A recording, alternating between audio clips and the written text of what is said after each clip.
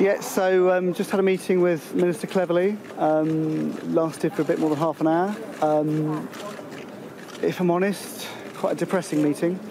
He said, listen, I had a meeting with the Iranian Deputy Foreign Minister. He's having a series of meetings with other officials. They're going into the details. There'll be more discussion, more progress that I can't go into.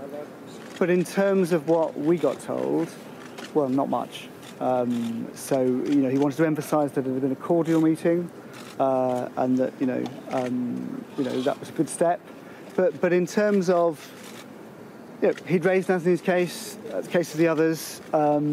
He said that was a good step, and that couldn't give a timeline on when things were going to move forwards. But Richard, you've been on. So I think what Richard wants most of all from the Foreign Office is some clarification about a number of things, but particularly the debt that Britain owes the Iranians, £400 million worth and counting, with interest being added to it, for money that was paid by the Iranians in the 70s for tanks that the British never delivered because the Iranian revolution happened after they paid the money. And that's been a bone of contention between the Iranians and the British ever since. Now, an international court of arbitration came down on the side of the Iranians, said that money should be paid by the British. It's been put into a separate bank account. It is there to be paid to the Iranians.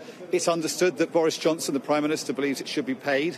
His Defence Secretary, Ben Wallace, says it should be paid. Liz Truss, the new Foreign Secretary, hasn't spoken about it yet, but presumably feels along the same lines as Boris Johnson.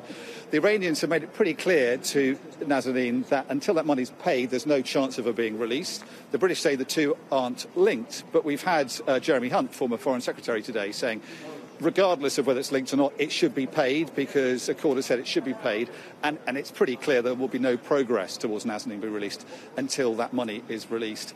And it's really not clear as to why that money hasn't been paid, and I think Richard's campaign groups and lawyers are really hoping to get more clarity from the government, and they didn't get it today. I think what is also causing concern is this seems to be being bound up now with the preludes to the resumption of Iranian nuclear talks.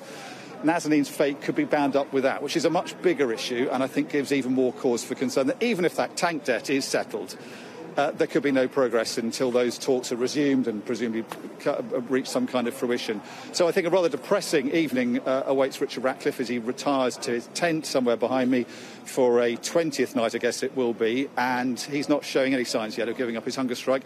Members of his family say they're pretty concerned about his health, but I think at least until the Iranian delegation has left Glasgow at COP26, he's pretty determined to stay here, whatever concerns there are about his health.